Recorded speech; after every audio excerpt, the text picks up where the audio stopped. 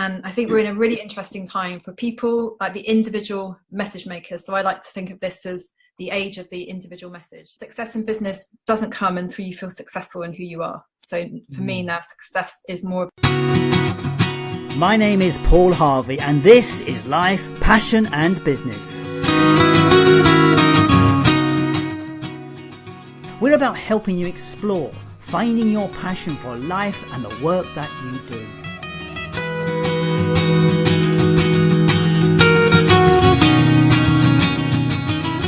But it's so much more than that. It's about finding clues to the big life questions. What does it mean to be successful? What is the meaning of life?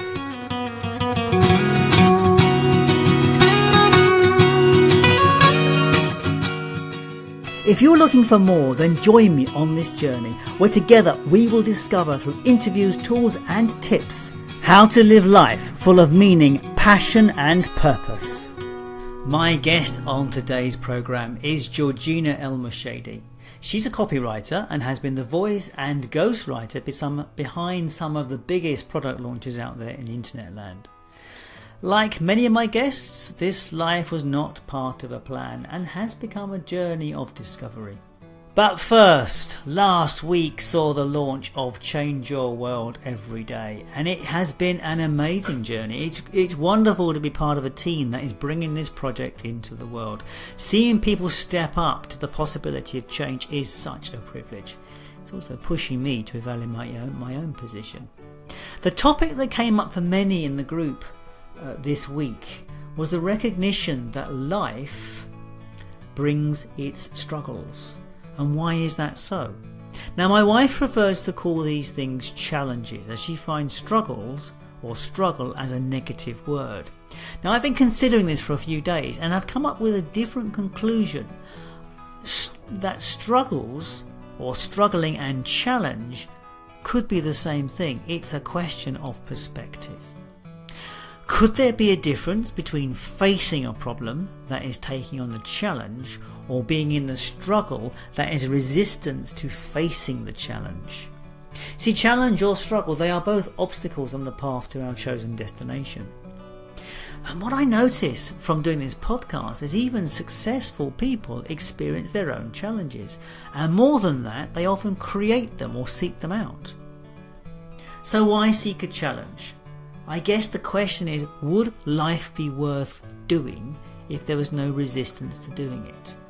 Now think of all the best stories or films. It's all about the hero on a journey. The character goes through a series of events, meeting resistance on the path. These challenges strengthen the resolve to build the character, making them ready to meet the next big challenge. If Luke Skywalker hopped onto a spaceship somewhere and blew up the Death Star within the first 10 minutes, the Star Wars adventure would not have lasted 11 films and counting. The point is, in order to live a good life, we need the challenge to keep it interesting. There needs to be some sort of stretch or strain, and the level of that will grow as you grow. For some, there is a desire to keep growing. And I've already mentioned that successful people go out of their way to create challenge and obstacle. They've reached a point where every day they need something to keep it interesting. Through this podcast and these interviews, I've been given a privileged access to people's lives, and I've seen the life path and the goals. And what comes to me is that these goals are just markers on that journey. They are points of momentary reward. But it's the journey between the goals that makes it all worthwhile. Anyway, that's enough of my preamble today. I think this conversation deserves its own podcast. If you have any thoughts on this, get in touch, because I'd love to explore other people's opinions around it. So back to my guest. I've known Georgina for a number of years. We've been in similar groups together, and I've seen her grow and develop, moving out from behind the scenes and taking more of a proactive role, presenting her message. Over the last few months, I've seen her expressing her own message, and this conversation is the story of her life and how it's moved in different directions. Over the last few months, she has been expressing her own message and exploring what that means in the world.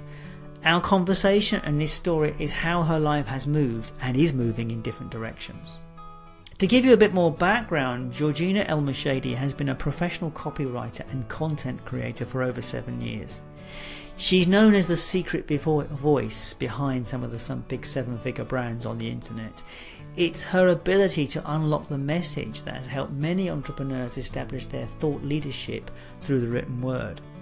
She's one of the writers for Copyblogger and Talk Business. She has ghostwritten articles that have been featured on sites like entrepreneur.com and Forbes. When not writing, Georgina is passionate about personal development, the inner journey, the fearless expression. She loves deep conversations, long walks in nature and spontaneity. I hope you enjoy the conversation with Georgina El Moshady. So welcome to Life, Passion and Business. And I am delighted today to have Georgina El Moshady on the line with me. Now, I have known Georgina for quite a long time, actually. This is the first time we've spoken, but like a lot of my social media friends, we interact a lot in writing and stuff. And I've seen Georgina blossom and flower over the last few years as she becomes more confident in her writings. I know she's a copywriter and I've seen some amazing stuff out of her. So today we're going to find out what she's passionate about and where it all comes from. So Georgina, thank you for taking the time to be with me and welcome to the show. Thank you so much. And I'm really excited to be here too. And thank you so much for inviting me on today.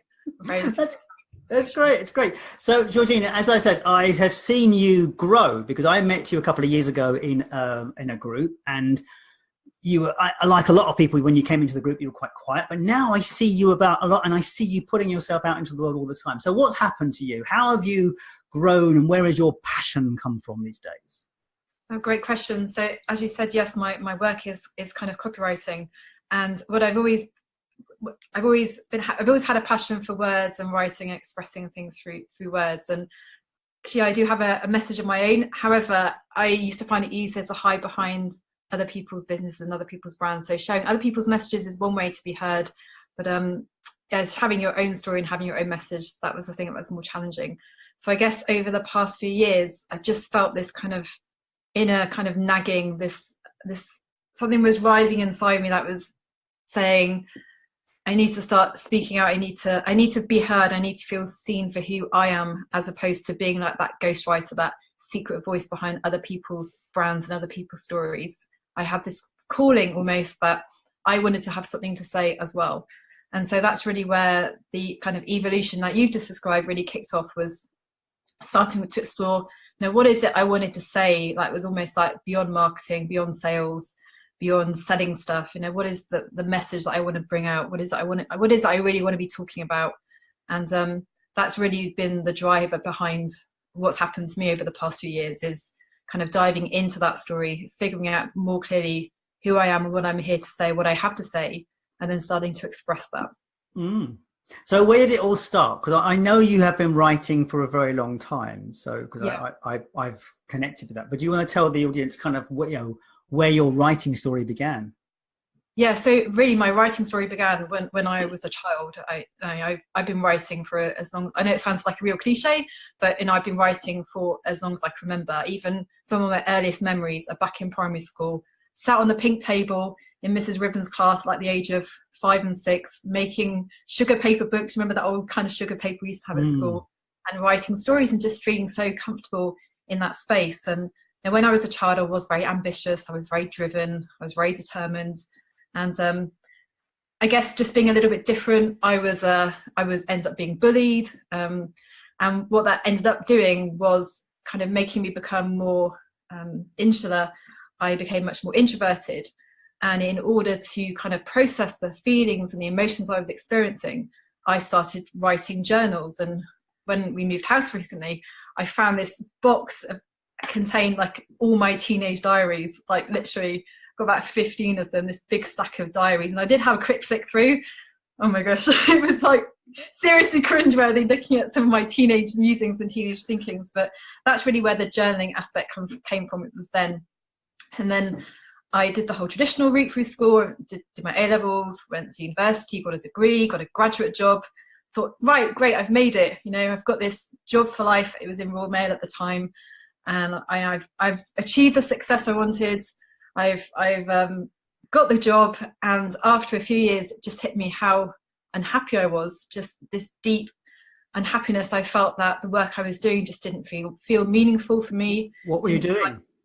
I mean, I loved it at the beginning, don't get me wrong, it was a great experience. So I did some work in the international services department, and I ended up working in Parcel Force, doing some planning and communications in there too. And I loved it. It was amazing. I had great colleagues and contacts. And then I just hit this point where I just felt it just wasn't meaningful. Like if I didn't send out some of the emails I sent out, the world wouldn't change, and then nothing was going to fall apart. And I wanted more for myself. I wanted more. And so crazy, I just quit one day. It was just this decision, I've got to go for it now, I've got to jump now. So I went to my boss, told him I was going to quit, and then bought a ticket to go to India, and then thought, right, I want to help people. I don't know what that looks like. I'm going to do a complementary therapy course. So I then spent the next year training to become a complementary therapist, which then took me into teaching. Which therapist did you become? So I did massage, aromatherapy, did some diet, nutrition. Oh, it was amazing. It was an amazing year, crazy year. Amazing. So that's when I got into energy healing and all this kind of weird stuff, as people would say back then. And then I met my husband on holiday, ended up we had 3 children, and then the lid just went on all this kind of self-development journey, and I shut it all down. That's a very potted history. How many years are we talking about in that lot there? So that was back in my 20s. So between 26 and 30, that's when I started this journey of self-discovery, was then. And then after having children, it was almost like I lost myself a little bit. And my eldest child is 12 now, my youngest is 5. And it was about 3 years ago that this stuff started to come up again. Like literally, I remember getting rid of all my spiritual books, getting rid of my essentials. I literally threw it all out. It's like, this isn't me anymore. I don't want to do this anymore. But I think when it's something that's such a big part of who you actually are, you can only hide that. You can only discount it for a certain amount of time before it starts calling you again.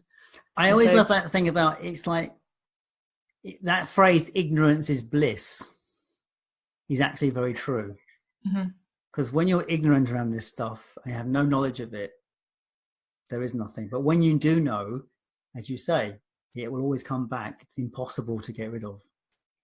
Absolutely. And as I've been diving back into this stuff now, it just feels like I'm starting to kind of find more parts of myself, and I'm starting to feel more whole. And for sure, it's affecting how I show up. It's affecting my confidence. It's affecting the things I say. It's affecting the things that I want to do. And it just feels like it's a good place at the moment to be. So what? Anyway, so you have been a ghostwriter for everybody else, as you say. You've done, when you say copywriting, what did you specialize in? So I didn't specialize in any particular niche. And this is where kind of the find your you stuff originated from. Really, I specialized in working with people that had something to say. Like they had a message, they had a product or a service, but behind that product or service was something that was really meaningful, was something that if enough people heard it could make a big difference. Okay. I was always driven around working with people who had a mission, working with people who had a story to say, working with people who had something like an important conversation. So supporting other people's missions was your thing. For sure, yes. So were you passionate about doing that? Was there a passion in this?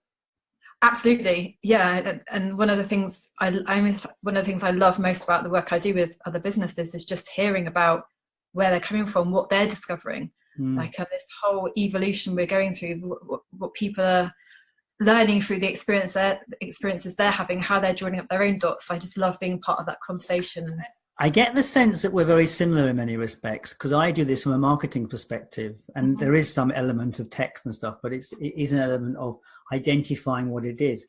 And I notice in myself, I'm beginning to notice that when I see someone that's really switched on with what they're doing, it gives me such a buzz to know that I'm part of that. Yes. I guess what I'm also noticing, just listening to you talk about it, is that I'm using it as a substitute for my own buzz. Yes, and I think that's the conclusion I kind of came to. It's amazing being part of someone else's mission, and that's definitely something that isn't going to change in the near future, because I love the people that I work with like dearly. I love them so much. And on the side of that, I also want to be having my voice out there too, because not just from a marketing or business building perspective, but there's something beautiful that happens when you really start to discover who you are through the inner journey process, through reflection, through journaling, through inner inquiry, through experiences. But then you'll process that information and then you share it, you express it. It's like the inner journey, outer expression. It's this infinity loop. And both of those parts of the coin enable us to know more about who we are and how we can share more in the world. So let's try and put that into some context. So what is it that you are bringing to the world at the moment? Because I saw you the other day doing a wonderful Facebook Live, and we started interacting there, and I kind of hijacked it from you a bit because I kept answering questions of you, which you said was fine. But I felt like I was hijacking. Which is why I invited you on the show, because I was intrigued by what you were saying and what you were exploring. What is it that you bring to people? What is it that you want people to do? That's your message. Okay, so I think we're in pretty crazy times at the moment. You know, on the big scale, there's lots of like structures and systems that kind of aren't working. We're heading towards like a climate crisis. There's political stuff that's going wrong. There's just so many things, and I just feel that we need a big shake-up in the sense of how do we move forward from this. And I think we're in a really interesting time for people like the individual message makers. So I like to think of this as the age of the individual message, where we're able as individuals to look back over our own lives, to join up the dots that we've lived through and figure out what it is life has taught us. And then we can share that with other people to help them make whatever change they want to make in their life too. It's almost like, as an individual message maker, your message is for you, absolutely. It's primarily for you to help you figure out who you are, to help you step into the fullest version of you that you can possibly be. Yeah. But your message is also a piece of the jigsaw for somebody else. And by sharing your message, there are other people out there who are going to be inspired by your story. They're going to recognize themselves in your experiences, and understanding how you've processed the things that you've been through, how you've achieved the results that you've got. There'll be something in there for them too that will give them ideas to try, or maybe different mindsets to take on. And I just feel it's also this step towards greater collaboration and joining together, where all these individual messages are kind of, imagine this world where we're all sending out these little ripples, and these ripples of change are spreading out further and further and helping all of us collectively to kind of evolve our consciousness and make the world a better place in the future for our kids and for our grandkids, and also for us, than it is today. So that's really where I'm coming from, is I want to show people that the things they've lived through actually are significant, not just for you, but also for your audience. That's my message. And for me, that message, I explore this in the podcast, because I came to these podcasts out of the death of my father. I watched him lose the will to live over the last 5 years of his life, and it occurred to me that was a very easy journey that I could quite easily hook into, because I was equally finding the same kind of apathy in myself. What's it all for, you know? So I reached out to start asking the same questions, and I think that's what this podcast has become. It's become a place for people to share that story. So we can all look at it and go, okay, that's how you do it. Well, it doesn't work for me that way, but that bit does. And I think that's a very clear, it's a very interesting distinction what you're coming up with there in terms of that. Yeah, and I think there is no one way to do it. No. Actually, what we need to find out is our way. And I think we've been so programmed to say, oh, this is the system, this is the linear route through life, this is step A, B, C that we have to do. And we're all trying to fit into these boxes that, oh, well, that system worked for somebody else, so if it doesn't work for me, what's wrong with me? No, actually, there's a unique path that you can take through life. And it is fascinating, that journey we've taken, isn't it? You think about it in terms of if you think of our parents' journey. I mean, my father told me a story of when he used to work for the Greater London Council, when it was because of the London County Council before it was the Greater London Council. And he was standing in the workshop one day, and his manager and his manager came up to him, and they were talking about a project. And the big boss said, "Could you ask Mr. Harvey if he could do so and so, so and so, so and so?" And the guy went, "Jeff, could you do this and this and this?" And he says, "Yes, John, I could." Great. Yes. He says, yes. It was that stupid. It was literally like a scene out of a Monty Python movie. And that's where we've come from. This idea of you actually have no control of your world and no voice either. And we have this where we can say what we like. And I think that needs to change. And I think like the younger generation, they kind of know that. They know that they have, we're more powerful than again, it's another cliche, but we are actually more powerful than we realize, in the sense of when we start learning to trust ourselves and looking within and getting the answers from there, rather than always being reliant on what people tell you or what information is out there. It's like finding your way, and finding your way, that's where all the magic lies, because we're all unique human beings, but that mix of personality, life experiences, philosophies, pain, successes, triumphs, all that kind of blend just mixes together to create something that's beautiful. So where's this going for you? Where is this going to end, do you think? Where are you taking this? Is it big? So yeah, I think it is big. It's still very much in its infancy. It's still very much evolving, and it keeps changing. So it started originally, this is a way for people to market their business. This is a way to stand out from the competition by using who you are to attract the people that you can best serve. It started off just like that. It's like, okay, I'm really fed up of seeing these same conversations on social media, all these sound bites, all these kind of really superficial conversations. I want to know more about you. I want to know more about who is the person behind this business. Because at the end of the day, we work with people. We don't work with a faceless entity. We always like to connect with the person behind the brand. So that's where Find Your You kind of originated from. It was giving people insight, giving people ideas for how to dig into their story, so they had something unique to sell and unique to share.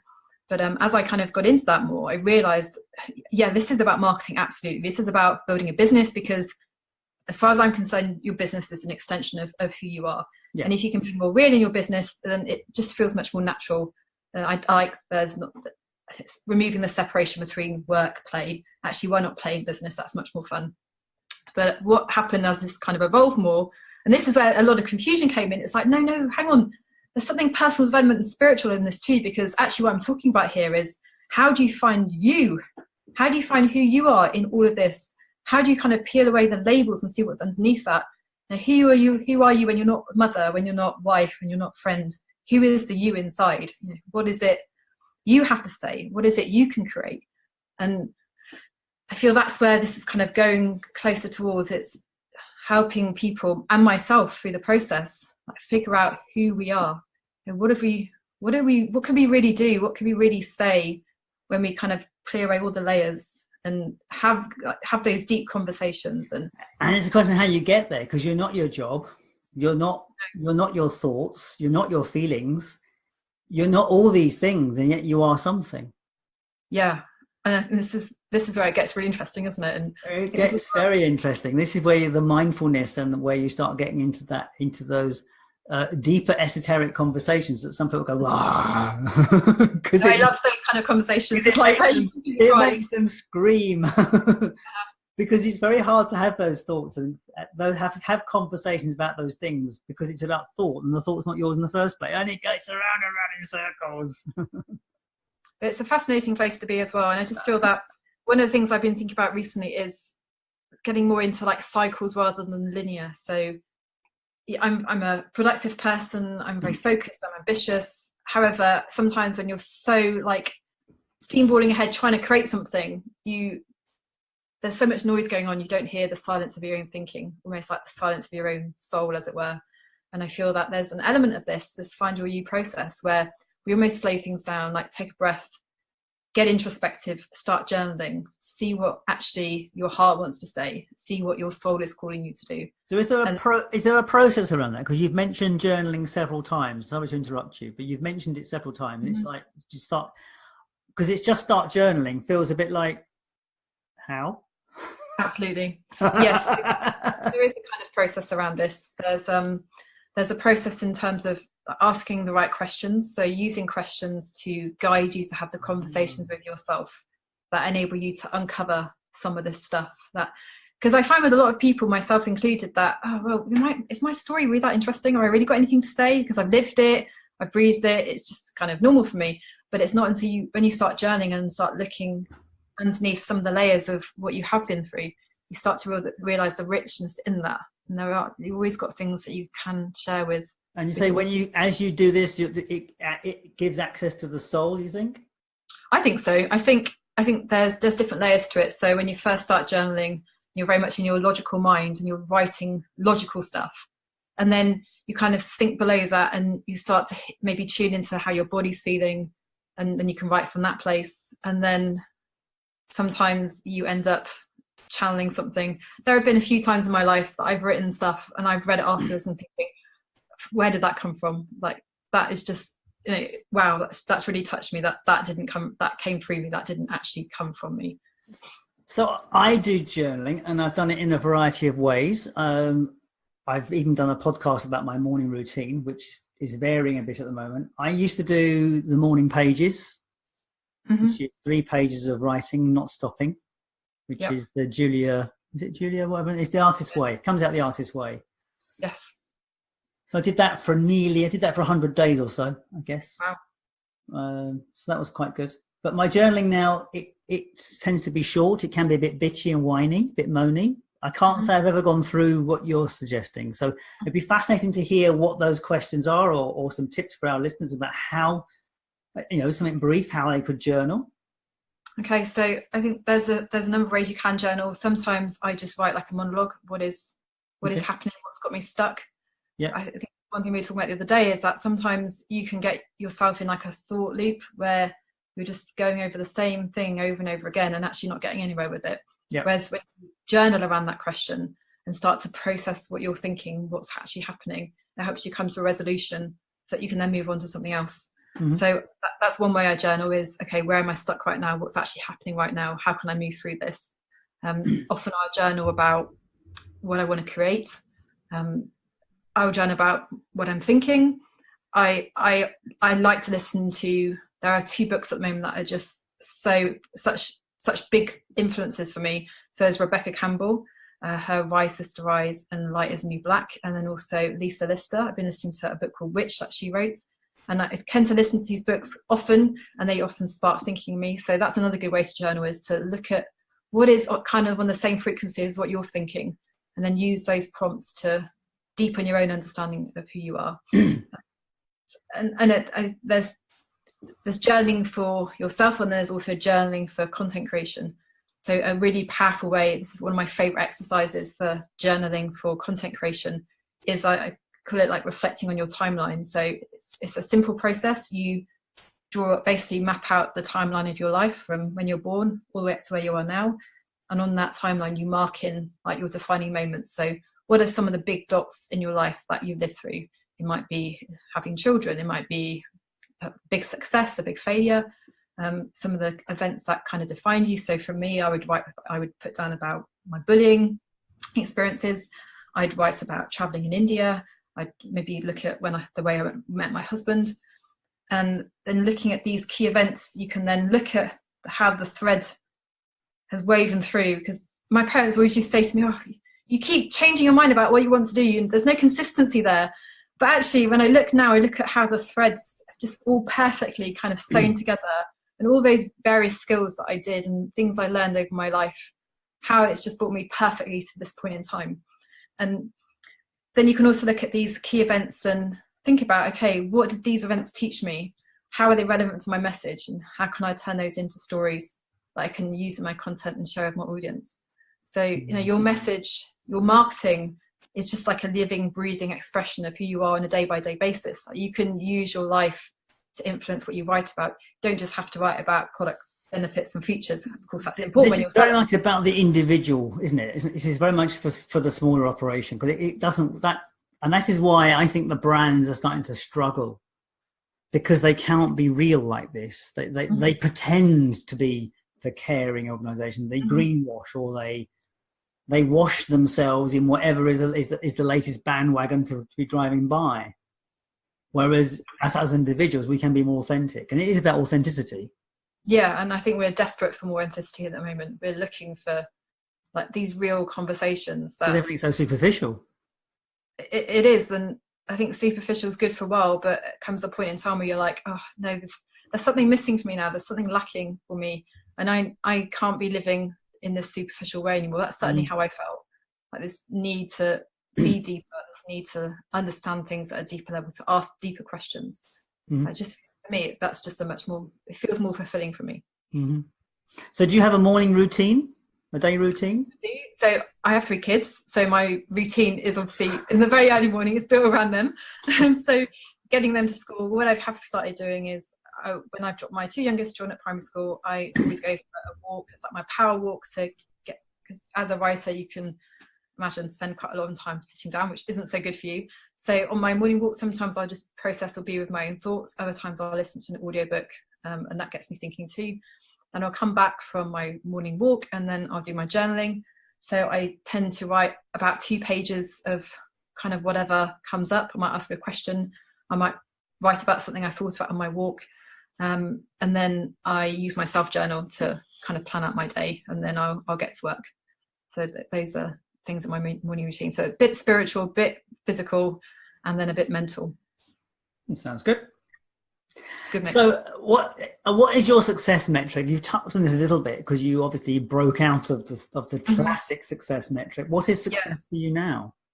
Yeah, that's a really good question, and one I think I still haven't fully defined it. So for a very, very, very long time, my success was defined by success in work or school. So when I was a kid, for example, I was a high achiever at school. I was a high performer at school, and that gave me a lot of satisfaction in terms of I'm successful because I've got really good grades, for example.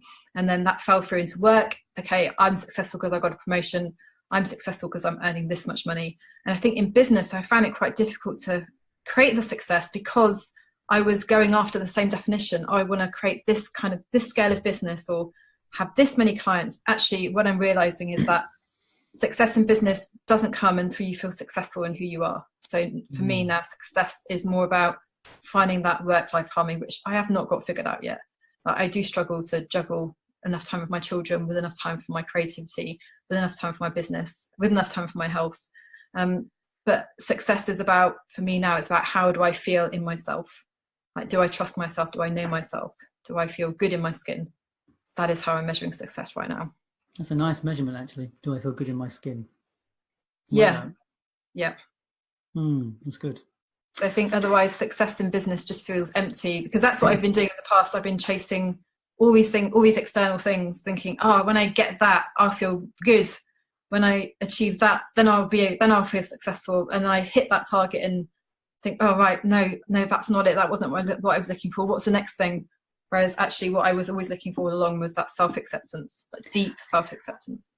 I always love the phrase, the quote, and it's probably not his, but a mutual friend of ours who tends to swear quite a lot. I think it says something like, if you're a miserable something or other, I won't use the word he says, when you're poor, you'll be a miserable something or other when you're wealthy. Yeah, that's true, isn't it? It's true. Yeah, we're in a culture, I think, that's very driven by like figures and commodities to prove success, whereas actually as humans, I think we need more than that. It's how we feel about ourselves and how we feel connected. Do you know, this is my tuppence worth on the subject, but it's my bloody podcast, so I can say what I like. I suspect what we are missing, what's happened to humanity, is we've walked away from religion. Now, the problem is religion was a structure. It was Jesus was not a Christian. He was a spiritual leader. Moses was not a Jewish person. He was a spiritual leader. They were just normal people living a spiritual path. It's only afterwards that they get labelled in something. And it's the label and the rules that were overlaid over those things that created the religions that we know of in the world. And once you followed one of these religions and you were the promise of the better land was in this thing for following these rules, life was simple. Mm-hmm. Because we could see that, I'm doing the right thing by God. It's simple.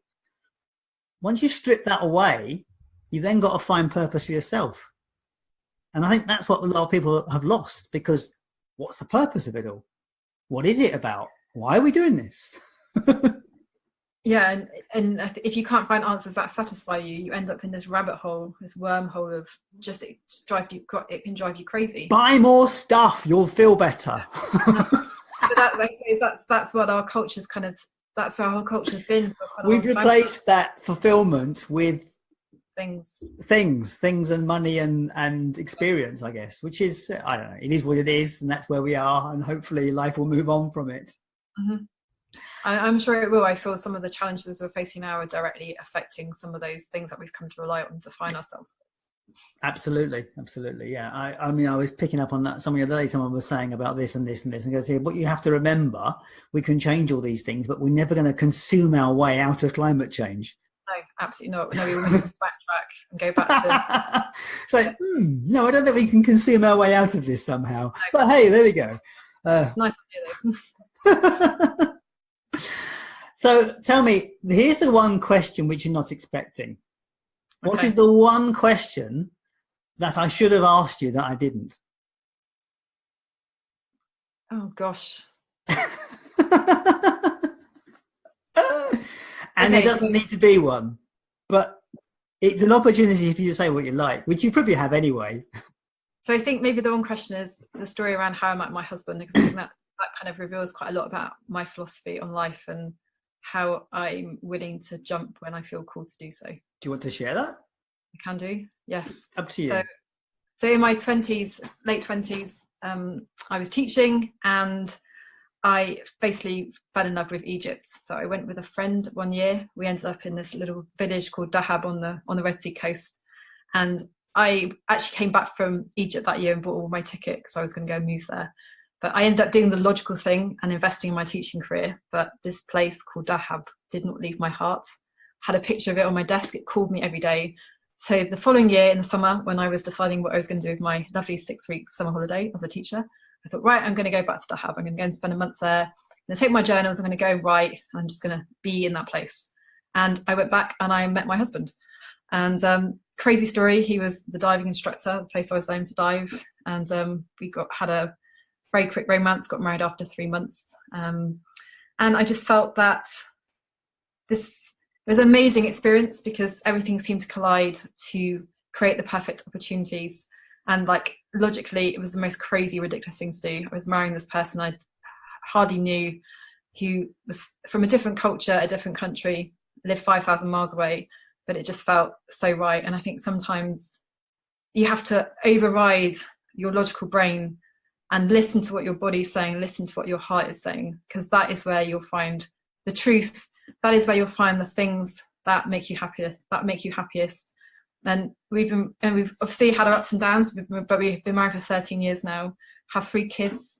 And it's just the most amazing experience that just goes to show what happens when you just trust yourself and trust that the right path will open itself up for you. Mm-hmm.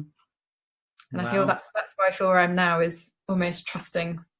Mm-hmm. I haven't got a clear plan. I have intentions, but not a clear plan because I haven't got all the pieces figured out yet. But I just know that step by step, keep going in the direction that feels right, and you will find the right way. It is amazing, isn't it, these things? It's like those kind of meetings, those chance meetings. Mm-hmm. It's like I met my wife on a workshop in London. Mm-hmm. We were both assisting on this workshop. And she wasn't going to go to that workshop and do that, but it was because she discovered it was the last time it was ever being run in London. She travelled down to from Manchester to London to be on this event. Wow, that's amazing. And we never spoke all weekend. We only met each other in one of the exercises that we assisted together. And after at the party, I was just chatting to her. I think I helped her out with something at some point, and I was just chatting to her, and I saw an amazing bottle of red wine. She said, "I don't drink red wine." I said, "You'll like this one." So I poured her this glass of red wine, and we just drank this red wine, and she really appreciated it. She liked red wine from that point on. It's like, wow, you're right. It's a nice glass of wine. And that was it. We had those sort of conversations, and we just started talking. And that was 25 years ago. Oh, I love it. That's amazing. So you never know, do you really? You don't. Sometimes you just have to go in your gut. What is amazing is you could go back in time. If you could go back in time, you could go into a library in London and Enfield, and you could remove some flyers out of the tray there. You could remove them. They were flyers for an amateur dramatics play called A Tale of Two Cities. If you took those flyers out and they weren't there, I would never have done that play. I would never have joined that acting organisation, and I would never have met my wife. It's a one pivotal thing you could remove from time, and my timeline would change completely. Isn't that amazing that you think there's one thing? That is amazing. One little thing. I love it. But there's a whole chain of events from that flyer to meeting my wife, like 2 years later. Yeah, it's amazing. It's amazing. And it's beautiful, isn't it? Because I'm sure lots of people have that kind of experience of synchronicities and just going with the flow and being able to track back to something that if they hadn't done that one thing, then it's almoys like that sliding doors moment as well, isn't it? Yeah, it is. And there's loads of other things I could tell you about, but some of them I can't tell you about on this podcast because this is too public. So maybe when we start recording, I might tell you one of them. That was about other people that we've met. It was quite interesting. So look, tell me, let's move on from the fine bit. What is it who is it you're looking to talk to? Because obviously this is about an opportunity for you to share your story and for people to make connection with you. Who are your ideal people that you can help? So I love working with people that are impact driven. So people that are looking to create something that helps other people create something, do something. So for sure it's impact people. And I'm looking for people that feel they want to spark more meaningful conversations. They want to be talking about the deeper stuff. They want to be challenging, and they want to be exploring who they are in the process of expressing their message, knowing that as they know themselves more, so their message will become deeper. And so what is it you do with them? Do you do the writing for them, or do you guide them in the writing? What is the service that you're providing those people? So there's kind of two things. So on the one hand, yes, there's writing for people. So the way I work in that sense is basically I have conversations with people, and I'm quite good at kind of getting inside someone's head and under their skin to kind of know who they are, so I can write on behalf of them. And then we have regular conversations so we can talk about the stories that want to be shared.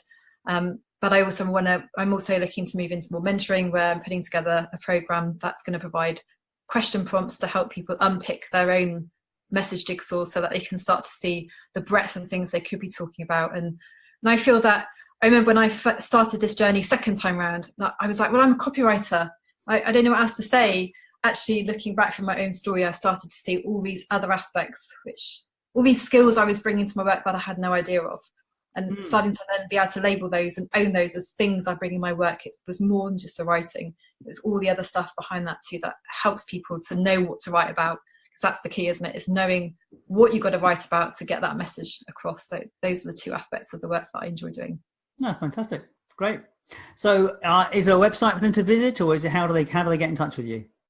Yes, you can find me on Facebook, Georgina El Moshady, or my website is findyouryou.co.uk. Okay, so those links will be on the podcast, and people can find you there.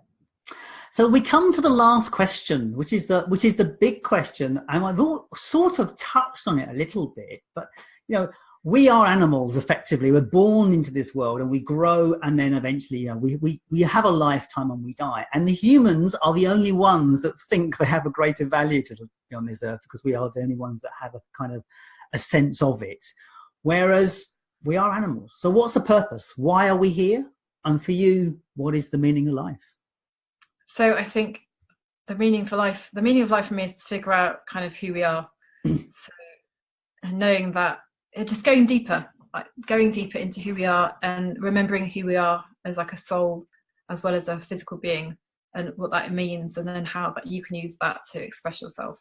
And I think the meaning of life is to experience that, to enable us to translate who we are into something physical, so that we can build those relationships, we can have an impact, we can create something. That is what I believe. That's lovely. Thank you. So Georgina, thank you for your time to be with me this afternoon. It has been a pleasure talking to you. And it's been lovely talking to you on Zoom, because I can actually see it. See, you can't do this. I can do this because I can see you, but you can't. It's been wonderful to have this conversation on Zoom and just connect with you. Thank you so much. I really enjoyed it. It's some amazing questions, really thought-provoking. And thanks for the opportunity. Simple questions, sometimes complex answers. Yeah, it's good to have the opportunity to talk in like a deep way about this stuff that's so meaningful. Yeah. So thank you. All the best. Thank you so much. And that was Life, Passion and Business with Paul Harvey and my guest, Georgina El Moshady. As always, you can get in touch with my guest using the links on the website lifepassionandbusiness.com. These links will be under the podcast player at the bottom of the page. I mentioned Change Your World every day in the intro, and I want to tell you a little bit more about it. This project is online coaching and it grew out of the Change Your World conference. It features many of the speakers that appear at the conference, and it's about daily practice starting at 7 a.m. on a Facebook Live check-in. The project is in its second week and we're already seeing some astounding results. People are already stepping up and finding their power. They're exploring what they want, taking risks in the safe space that is the group. It is amazing to watch people identifying these things, looking at their lives, and they're identifying what it is they need to do to change in their lives. I have to say I am privileged and inspired to be part of this project. So are you looking to change? If you're looking to make changes in your life or get more satisfaction out of it, I cannot encourage you enough. Find something that works for you, whatever it is, but it will be or require some form of daily practice. Change does not come by thinking and waiting. Change takes thinking, planning and acting. So come and join us. Change your world every day could be what you're looking for. We are there to help you explore and discover the daily practice that works for you. Over the next year, we will be exploring all manners and forms of practice.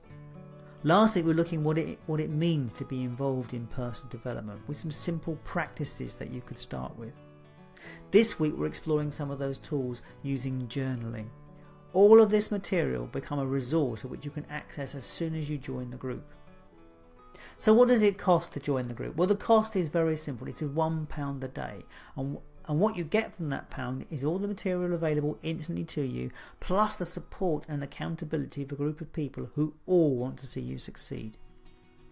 If you would like more information about Change Your World Every Day, go to changeyourworld.me or find the links at thelifepassionandbusiness.com. So that is it for me this week. I'd like to thank you for your time and attention, and I will catch you next time.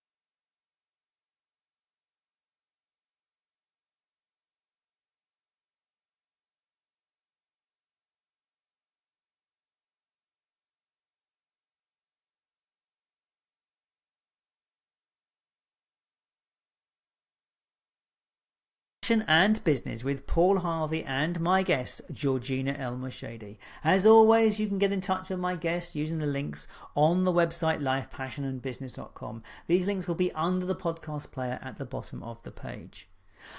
I mentioned Change Your World every day in the intro, and I want to tell you a little bit more about it. This project is online coaching, and it grew out of the Change Your World conference. It features many of the speakers that appear at the conference, and it's about daily practice starting at 7 a.m. on a Facebook Live check-in.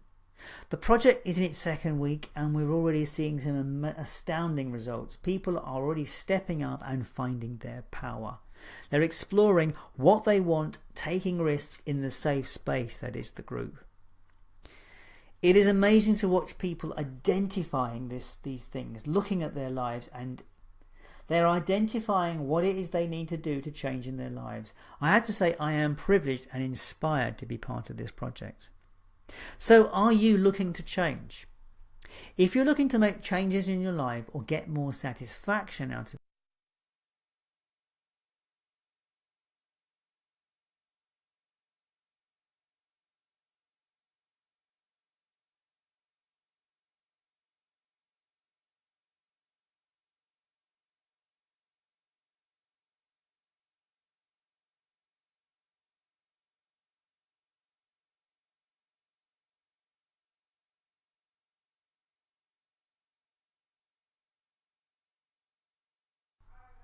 And that was Life, Passion.